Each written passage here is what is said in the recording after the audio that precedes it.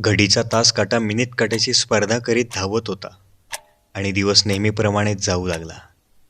काही कामे करण्यात व्यस्त झालो होतो तर तेवढ्यात एक मेसेजचा आवाज आला.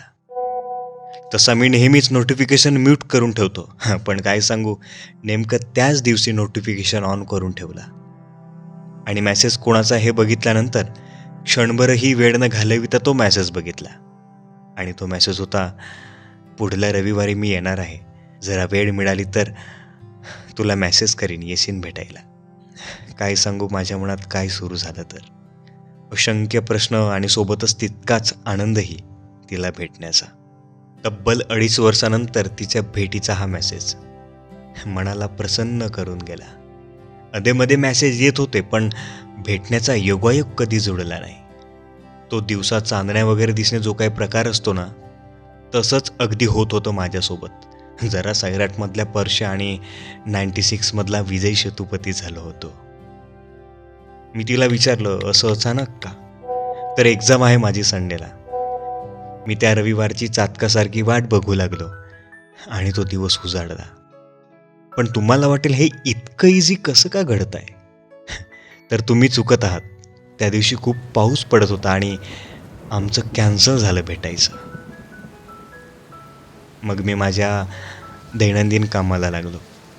4 वाजेपर्यंत जमेल तर ये, माझा पेपर 4 वाजे संपणार आहे, हा तिचा शेवटचा मेसेज. पण पाऊस सकाळपासून सुरू झाला, तो थांबायचा नावच घेत नव्हता. मग काय करू, सोडून दिला तो विचार आणि आपल्या कामाला लागलो.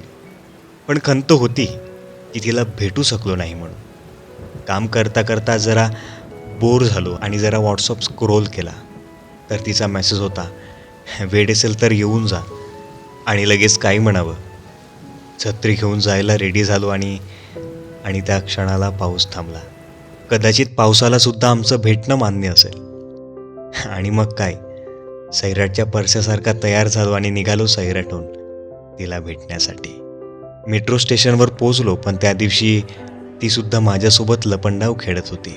स्टेशनवरचा प्रत्येक मिनिट हा तासासारखा वाटत होता. मेट्रो येता येत नव्हती आणि माझ्या मनाचा बांध तुटला होता तिला भेटण्यासाठी. मेट्रो आली, मेट्रोमध्ये बसलो आणि पुढील प्रवासासाठी बस पकडली. कोणी आहे का या चौकासाठी? कंडक्टर म्हणाला आणि मी लगेच उतरून मोकळा श्वास घेतला. एक्झाम सेंटरच्या दिशेने जाऊ लागलो. माझे पावलं त्या एक्झाम सेंटरच्या दिशेने वेगात पळू लागले. एरवी हळूहळू चालणारा मी त्या दिवशी माझ्या पावलांनीच माझ्याशी स्पर्धा केली होती. मनात जरासा न्यूनगंड पण होता. 2.5 वर्षानंतर तिला भेटणार होतो. ती काय बोलेल, कशी असेल, बदलली तर नसेल ना? कारण आजच्या फास्ट मुव्हिंगच्या जमान्यात हे सहज होऊ शकतं. अनेक प्रश्न येत होती मनात, पण हे सगळं प्रश्न बाजूला सरत फक्त तिचा एकदा चेहरा बघू दे. तिचे डार्क डोळे, तिचे लांब केस बघण्यासाठी आतुर होतो. पण तिने केस कापले तर नसतील ना? काही हरकत नाही. पण या चक्करमध्ये एक्झाम सेंटरजवळ कधी पोचलो कळलंच नाही. एक्झाम संपली होती. मी जरा 5 मिनटं लेट झालो. एक्झाम सेंटरकडून येणारी मुलं मला दिसत होती आणि मी तिला शोधत होतो, कुठं असेल. आणि तेवढ्यात तिचा फोन आला. पोहोचलास का रे? मी म्हटलं पोहोचलोय, कुठं आहेस तू?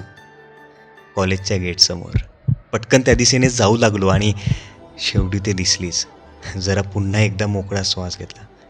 चेहरा आनंदून गेला होता माझा तिला बघून.